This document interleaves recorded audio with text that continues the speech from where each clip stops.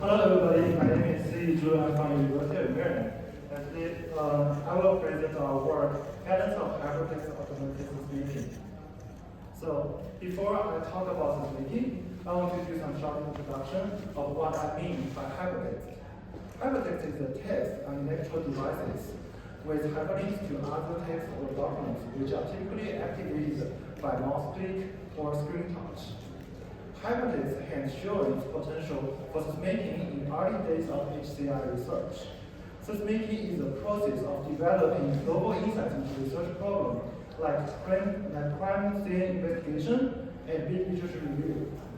There were a lot of deep exploration of hypertext that supports sensemaking starting in the 1980s, like note cards and hypertypes.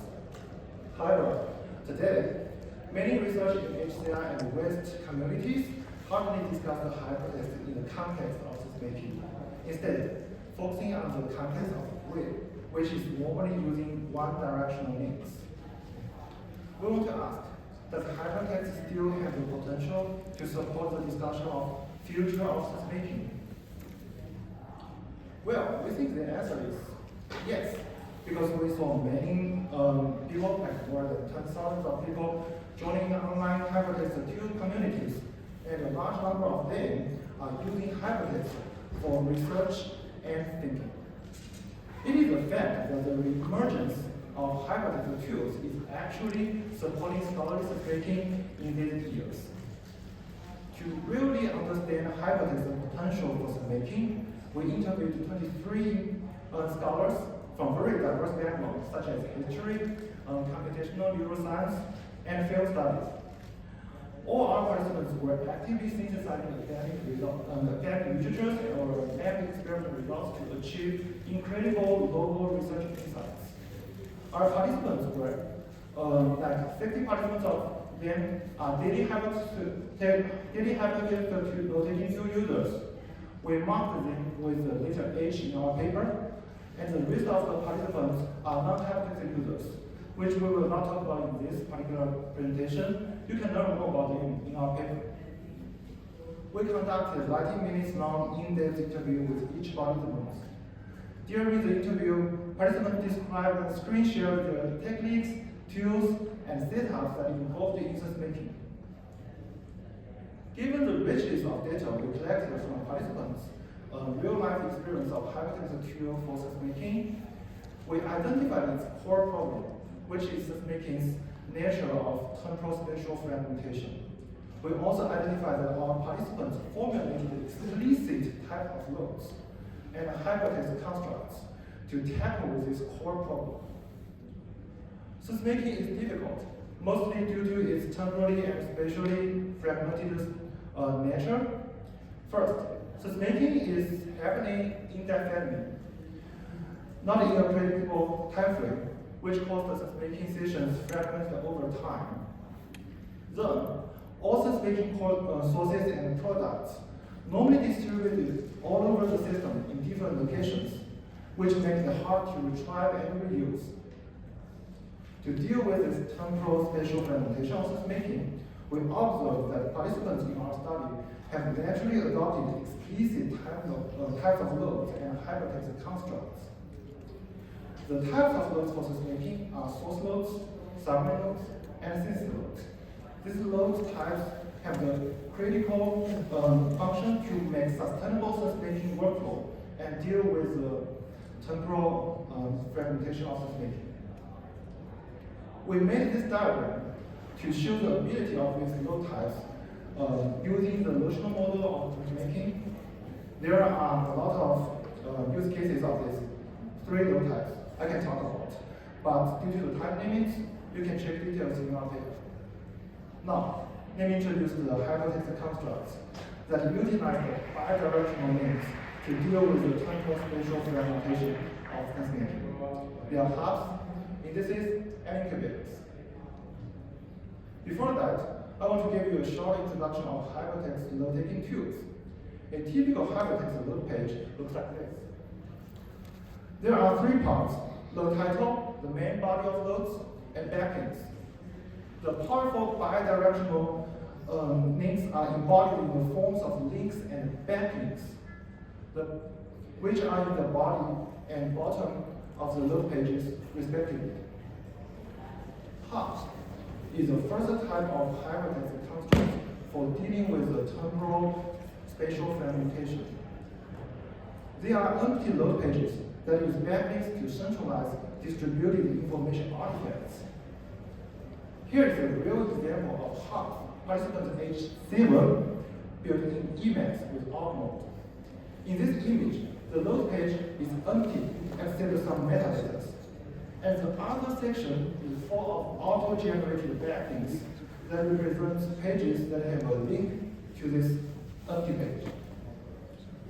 H0 says that his backlink section in hub centralizes the temporally and spatially fragmented efforts of his sensemaking. The second type of hypertext construct is indices. Indices are manually structured load pages that contain links to a set of related load pages. Here is a real example of H6 central topical load index in column. Explaining one of the topical loads here, you can see a collection of related permanent nodes and unprocessed literature nodes. Literature nodes are H6 loads about papers he read. He processed the literature nodes into original thoughts or conclusions, which he called permanent nodes. In this central topical index, Tunnel will automatically retrieve permanent nodes and unprocessed literature nodes by the topics. There are two ways you can create a topic. One way is manually typed in the name of topic under the topic field of a load. Another way is AI powered. H6 can click on the set topic's button to activate an OpenAI command.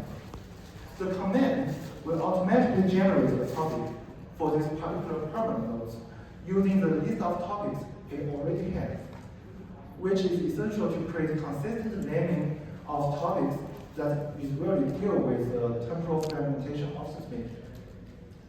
By having index, H6 gathers loads he created across different locations into a central topical index. So, whenever he needs to synthesize his loads into a manuscript, he just needs to open up his topical index for reference without going through his entire system.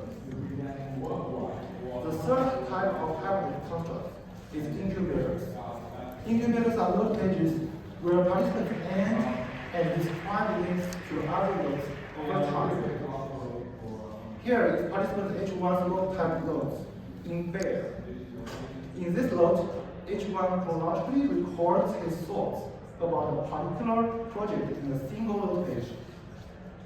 At the top of this incubator, H6 summarizes his past questions related to the project.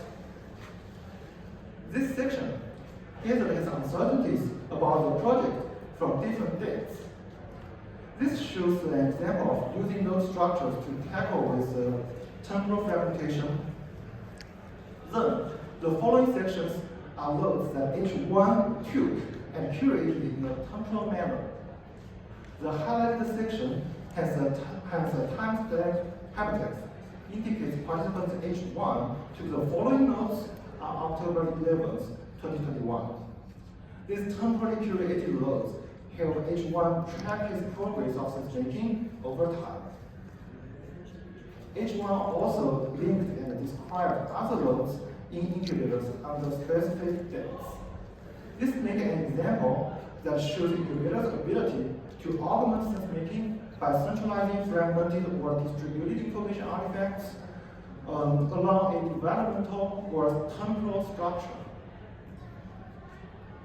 By having these low-type loads, or incubators in our language, H1 gathers medium form things over time, so he can automatically synthesize them into some large publications, and this incubator becomes a weapon H1 hand against the temporal spatial fragmentation of sensemaking. So, does hypertext still have the potential to support future of sensemaking? We think our data shows the answer is yes. because our participants are actually using these hypertext constructs to drive the research forward by addressing temporal spatial fragmentation of sensemaking. However, our use cases are about a single tool usage. So with architects, the UIST and HCI community can think of extending and exploring our patterns of hypertext-augmented sensemaking to solve the temporal spatial fragmentation in the cross-tool scenarios. We also think that the design pattern, like incubators, may be a helpful structuring metaphor that can address temporal spatial fragmentation of sensemaking with extended realities. And this would be the direction that I will move on for the next step. So, thank you for being here and listening to my presentation of our work, Patterns of Hypertext-Augmented Sensemaking. You can scan this QR code here to see more examples of hypertext in the context of sensemaking. And I'm seeking for internships next summer to extend these patterns into an immersive environment. Thank you.